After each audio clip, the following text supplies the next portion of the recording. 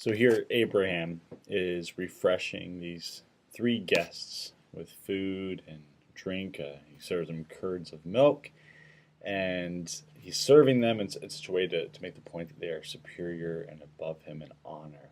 And one of these three men is God in bodily form, and then also two angels in human form as well.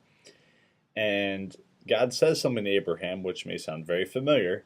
He says, "This time next year, when I visit you again, you will be with son. You're going to have a child."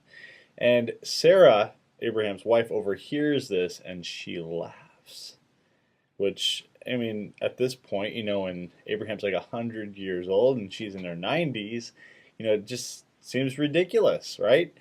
And the Lord says to Abraham in verse 13, "Why did Sarah laugh and say, 'Will I really have a child now that I am too old?' Is anything too hard for the Lord?" And I want to highlight that. Is anything too hard for our God? We get this same faith throughout the entire Bible. Jesus tells us to have faith that can move mountains, that can believe that God can do anything. And so often we doubt him. We doubt his abilities to change situations that, our rational minds say that this can't happen. That this can't be made right, that our God can't somehow bring himself about glory in the situation. That this is a promise he just can't fulfill.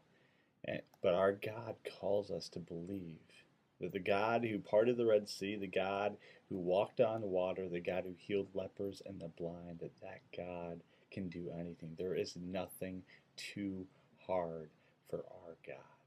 Nothing. He's the God who raises the dead to life. This is the God who calls us to worship and honor him and trust him.